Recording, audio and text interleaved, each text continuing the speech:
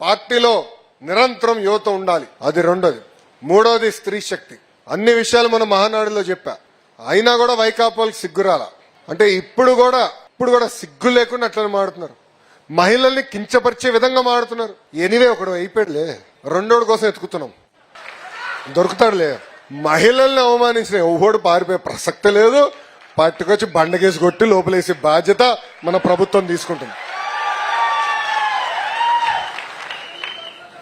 ఒక బ్రోకర్ ఉన్నాడు అక్కడ, వాడి పేరు నాకన్నా మీకే బాగా తెలుసు. ఆ బ్రోకర్ గారు ఈరోజు లేచి మాడుతాడా మహిళలు కించపరిచేదంగా? ఉంటుందిరావే, ఎక్కడ పోతారు? మనం కార్యకర్తల బాధ ఉంది, మొదటి రోజే బతికెళ్ళచ్చు కదా అని, మొదటి రోజులో బొక్కలేయచ్చు కదా అని. అది 2 నిమిషాలు పని తల్లి. కానీ నేను కోరేది మిమ్మల్ని అందరినీ, జరుగుతున్నాయి ప్రజల్లోకి తీసుకెళ్లాలమ్మా. ఎట్లా అడుగడుగున మహిళలను అవమానిస్తూనే ఉన్నారు. 2019లో 2020లో నేను మాడితే లోకేష్కి చీర గాజులు పంపిస్తానని చెప్పారు. అంటే మహిళల్ని కించపరిచే విధంగా కాదా? శాసనసభ సాక్షిగా మన తల్లిని అవమానించలేదా అన్నాడు. అంటే అడుగడుగున అవమానించారు, అడుగడుగున ఇబ్బంది పెట్టారు. ఇప్పుడు కూడా మారలేదు. కానీ అదే తెలుగుదేశం పార్టీలో ఎవరన్నా భారతిరెడ్డి గారి గురించి ఒక్క మాట అటు ఇటు తూలితే ఇమ్మీడియట్ గా మన యాక్షన్ తీసుకుంటాం. దానికి కారణం ఒకటి, ప్రజలు మన దగ్గర నుంచి మంచి పరిపాలన కోరుతున్నారు, సుపరిపాలన కోరుతున్నారు, ముందరికి నడిపించండి అని కోరుతున్నారు. వాళ్ళు చేస్తున్నారు కనుక మనం కూడా చేస్తే వాళ్ళకు పట్టిన గతే మనకు పడుతుందని దయచేసి కార్యకర్తలు ఆలోచించమని కోరుతున్నాం. మన ఎవరు అడిగారు, అన్నా ఎలా ఉన్నావు అన్నాడు. అన్న ఈ పాదయాత్రనే హాయిగా ఉందన్న. ఎందుకు రాబోయే అన్నాడు. టైంకి పడుకున్నాడు, టైంకి లేచేవాడు అన్న ఆయన. వేదిక మీద చాలా మందికి తెలుసు, మా మాస్టర్ గారు చిరంజీవి గారు కూడా బాగా తెలుసు. మన గ్రాడ్యుయేట్ ఎమ్మెల్సీలో గెలిచిన పౌరుడు బా, అందరు తొంగి చూస్తున్నారు ఎవరబ్బా అయినా అని. అందరు తెలిసిన వ్యక్తే, బోలా శంకరుడు, నన్నే వాయిస్తూ ఉంటాడబ్బా. అంత స్పీడ్ వద్దురా బాయ్. పాప మా శ్రీకాంత్ అన్న ఏం చేస్తాడు, రామ్ గోపాల్ రెడ్డి ఏం చేస్తాడు, అందరికి తెలుసు. వేదిక ఉన్న వాళ్ళందరికీ పొద్దున 2, 3 కూడా మెసేజ్లు పెట్టిన రోజున్నాయి. అధికారంలోకి వచ్చిన పడుకోట్ల నిరంతరం కష్టపడాలి, ప్రజలకు అందుబాటులో ఉండాలి. అధికారంలోకి వచ్చిన అజం అని కాదు, ప్రజల మనోభావాల ప్రకారం మనం నడవాలి. కొన్ని సంస్కరణలు తీసుకొచ్చినప్పుడు ఇబ్బంది ఉంటుంది, కన్విన్స్ చేయాలని అహర్నిశలు పనిచేస్తుంది. బాబు గారి గురించి ఇంకా నేను చెప్పాల్సిన అవసరం లే, ఆయన తగ్గేదే లేదంటున్నాడు రాబాయ్. ఆయన స్పీడే వేరు. మొన్న కుప్పంలో గోపురేశం చేసుకున్నాం, మీ అందరు చూసుంటారు కదా. అక్కడ ఆయన చెప్తున్నాడు, ఏమన్నా ఆయన చెప్తున్నారు, గోపురేశం చేసిన పంతులు గారు చెప్తున్నారు, బాబు గారు తగ్గరు, 100 స్పీడ్, 100 సంవత్సరాలు పై బతుకుంటారంటే. అమ్మా అందరూ మంచిదే రాబాయ్ అని నేను పక్క నుంచి అడుగుతున్నా. ఆగండి, ఇప్పుడే చప్పట్లు కొడతారండి, ఆగండి. పక్క నుంచి అడుగుతా, స్పీడ్ ఏం తగ్గుతాడు రా బయ్యి నానే. తగ్గేదేలే, ఈయన తగ్గడు రా బయ్యి నీకు అన్నాడు. జగన్మోహన్ రెడ్డి గారు 5 సంవత్సరాల్లో తిరిగింది, బాబు గారు 11 నెలలు తిరిగి వదిలి పడేశారు. గిర్రం తిరుగుతున్నారు, ఎండనా వాననా కార్యకర్తలను కలుస్తున్నారు, అహర్నిశలు కష్టపడుతున్నారు. దారి తప్పిన రాష్ట్రాన్ని సరైన దారిలో పెట్టాలి, ఇచ్చిన హామీలు మనం నిలబెట్టుకోవాలి అనే లక్ష్యంతో అహర్నిశలు పనిచేస్తున్నారు గౌరవ ముఖ్యమంత్రి చంద్రబాబు నాయుడు గారు. వయోభారం ఎక్కడ కంపడకుండా చేస్తున్నారు, అది ఆయన ఉన్న గొప్పతనం. అంటే మన అధినేత అంత కష్టపడితే మనందరం ఎంత కష్టపడాలో దయచేసి అందరూ ఆలోచించమని ఈ సభాముఖంగా కోరటం జరుగుతుంది. అంతేకాకుండా కొన్ని విషయాలు మీకు తెలియాలి. ఇప్పుడు ప్రాంతాల మధ్య విభేదాలు రెచ్చగొట్టడానికి ప్రయత్నిస్తారు, కులం మతం కూడా వాడతారు. అప్రమత్తంగా ఉండాలి. ఈరోజు విశాఖ స్టీల్ ప్లాంట్ కాపాడింది ఎవరు? మనం.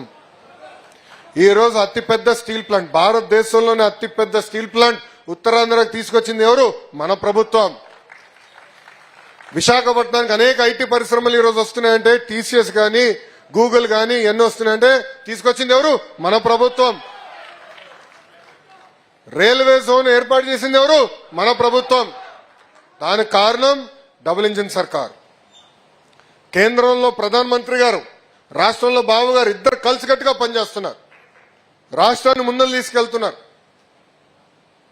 ఎస్, చంద్రబాబు నాయుడు గారికి అన్ని రకాలుగా అండగా నిలబడాలని బాబు గారు కోరతం లేటు ఈరోజు ఇస్తున్నారు. మీరే ఆలోచించండి. 5 సంవత్సరాలు రైల్వే జోన్ పట్టుకొచ్చారా? విశాఖపట్నానికి వాళ్ళు ప్యాకేజ్ తీసుకొచ్చారా? విశాఖపట్నం ఒక్క ఐటీ కంపెనీని తీసుకొచ్చారా? గాల్లో తిరిగాడు. అట్లా చేశారు. మనం పనిచేశాం, తీసుకొచ్చాం. మనం అందరం కూడా కూటమి ధర్మం పాటించాలి. కలిసికట్టుగా పోరాడం, కలిసికట్టుగా హామీలు ఇచ్చాం, కలిసికట్టుగా ముందరికెళ్తాం. విడాకులు ఉండవు, క్రాస్ ఫైర్లు ఉండవు, మిస్ ఫైర్లు ఉండవు. అందరం కూర్చోవాలి. ఓయ్ మా బాలబాబు ఉంది పట్టుకురాదు రాబాయ్, రేపైనా పుట్టినరోజు రాబాయ్.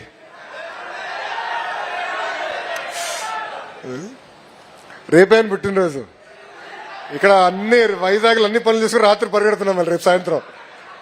ఎంతనో ముద్దలు మావే కదా, వదిలిపెడతావా చెప్పు. కలిసికట్టుగా పనిచేయాలి, మిత్రధర్మం పాటించాలి. అందరం కలిసికట్టుగా ముందరికెళ్తేనే మనం అనుకున్న లక్ష్యాలు మనందరం సాధించగలుగుతాం. ఇంకా మన నియోజకవర్గంకి వచ్చగల 2-3 విషయాలు చెప్పదలుచుకున్నాం. ఉత్తమ కార్యకర్తలు కలిసినప్పుడు కానివ్వండి, ఇతర కార్యకర్తలు కలిసినప్పుడు నాకు చెప్తాం జరిగింది. ఇక్కడ ప్రధానంగా ఇంకా కొంతమంది రౌడీ ఎలిమెంట్స్ కొంచెం ఎక్కువ తక్కువ అరుస్తున్నారు, దూకుతున్నారని చెప్పారు. వాళ్ళందరికీ ఫుల్ స్టాప్ పెట్టే బాధ్యత నేను తీసుకుంటా. కరెక్ట్ గా 3 వారాలు ఇవ్వండి. 3 వారాల్లో ఫుల్ స్టాప్ పెడతాం. రెండోది, అక్కడక్కడ ఇంకా అధికారుల్లో మార్పు రాలేదని పెద్దలు నాకు చెప్పారు. చెప్తాను పూర్తి చేయనియబ్బా, పూర్తి చేయనియండి. దాంట్లో కొన్ని ట్రాన్స్ఫర్స్ విషయాలు అన్ని విధి విధానాలు తొందరలో ప్రకటిస్తున్నాం, అది కూడా చేస్తాం. అదే మీకు అర్థమైంది, నేను చెప్పాల్సిన అవసరంలా, అది చేస్తున్నాం. అంతేకాదు, ఈ 6 శాసనాలు ఎందుకు ప్రకటించామంటే అధికారులు కూడా తెలిసేదానికి, కార్యకర్తలే అధినేత అని తెలిసేదానికి నేను ప్రకటించా. వాళ్ళు కూడా సూటిగా చెప్పే బాధ్యత, చేపించే బాధ్యత నేను తీసుకుంటానని ఈ సభాముఖం తెలుపుకుంటూ, చివరిగా 2 విషయాలు. ఒకటి, కార్యకర్తల పైన ఉన్న కేసులు. నేను పార్టీ ఆఫీస్కి సమాచారం ఇవ్వమని మిమ్మల్ని అందరినీ గతంలో కోరా. దాంట్లో భాగంగా సుమారుగా 2800 ఎఫ్ఐఆర్ పార్టీ ఆఫీస్కి వచ్చినాయి. దాంట్లో దాదాపు 15,000 మంది పైన కేసులు ఉన్నాయి. గడిచిన సంవత్సరంలో హోంమంత్రి గారి సహకారంతో దాదాపు సగం పైన కేసులు తీయేస్తాం జరిగింది. కేసులు అనేది మల్టిపుల్ స్టేజ్ల్లో ఉంటుందండి. ఎఫ్ఐఆర్ స్టేజ్లు ఉన్నాయి, ఒక స్పీడ్గా తీయచ్చు. ఛార్జ్ షీట్ అయినా ఒక రకంగా చేయాలి, ట్రయల్కి వెళ్ళినా ఒక రకంగా చేయాలి. సో 3 దశల్లోనే. ఇక్కడ చాలా మంది అనుకోవచ్చు, ఏముంది రాబోయే ఒక జియో వేస్తే కొట్టుకుపోతుంది కదా అని కోర్టుకెళ్ళి స్టే తెస్తారు. గతంలో అదే జరిగింది. సో అవన్నీ పరిగణనలో తీసుకుని ప్రతి కేసు తీపిచ్చాలని బాధ్యత తీసుకున్నాం. గౌరవ ముఖ్యమంత్రి గారు నాకు చెప్పారు, ఈ సంవత్సరం ఆఖరికి నాటికి కార్యకర్తల పైన ఒక్క కేసు ఉండేదానికి లేదని నాకు చెప్పారు. చప్పట్లు ఇప్పుడే కొట్టదు, కేసు ఉంటే నాకు పడతాయి. అందుకే నా భవిష్యత్తు మీ బాధ్యత స్వామి. మీరు మీ కేసులు ఉన్నాయని చెప్పండి. ఎమ్మెల్యే గారు ఉన్నారు, జోనల్ కోఆర్డినేటర్ గారు ఉన్నారు. ఒకవేళ మంగళగిరి వస్తే పార్టీ ఆఫీస్లో శ్రీకాంత్ అని కుర్రోడు ఉన్నాడు, ఒక డెస్క్ ఉంది. గౌరవ హోంమంత్రి గారు అనిత గారు పర్సనల్ గా రివ్యూ చేస్తున్నారు ఈ కేసుల విషయం. ఎక్కడ ఏ ఇష్యూ లైట్ గా తీసుకోవట్లేదు. దయచేసి కేసుల విషయం కార్యకర్తలందరూ సీరియస్ గా తీసుకోవాలని ఈ సభాముఖంగా కోరుతున్నాను. గతంలో ఉపాధి హామీ, నీరు చెట్టు బిల్స్ వచ్చగల మన ప్రభుత్వం ఏర్పడినంటే మొదటి 100 రోజుల్లో కొన్ని క్లియర్ చేశాం. కొన్ని వర్కులు ముందలే క్లోజ్ చేశారు, అది కేంద్ర ప్రభుత్వంగా రాసాం. మంత్రి ఒప్పుకున్నాడు, అది ఓపెన్ చేసినాడు, అది క్లియర్ చేస్తాం. విజిలెన్స్ లో కొన్ని పెండింగ్ ఉన్నాయి, దానికి ఒక కమిటీ వేసాం. కమిటీ ఎందుకు వేస్తామంటే రేపు మళ్ళీ ఎవరన్నా కోర్టుకెళ్ళి ఆపేదానికి అవకాశం వస్తుంది. కమిటీ వేసి పకడ్బందీగా చేస్తే రేపు కోర్టుకి వెళ్ళినా కూడా కమిటీ ప్రతి వర్క్ చూసింది, ఇవ్వాల్సిందే అని చెప్పేదానికి అవకాశం ఉంటుంది. కనుక కమిటీ వేశారు, అది కూడా నివేదిక ఇచ్చారు. ఆ పెండింగ్ బకాయిలన్నీ అందించే బాధ్యత నేను వ్యక్తిగతంగా తీసుకుంటున్నానని మీ అందరు తెలుపుకుంటున్నాను. ఇప్పుడే కొంతమంది కార్యకర్తలు చెప్పారు, 24 డిసెంబర్ తర్వాత కొన్ని పేమెంట్స్ రాలేదు ఉపాధి హామీదని కొంతమంది కార్యకర్తలు చెప్పారు. అది నేను పవనంతోనే పర్సనల్ గా నేను మాడతాను. ఈ కార్యక్రమం పవనంతోనే మాడతా. ఎందుకు పెండింగ్ ఉందో కనుక్కుని అధికారులతో కూడా చర్చించి అది ఇమ్మీడియట్గా రిలీజ్ చేయించే బాధ్యత మేము తీసుకుంటాం.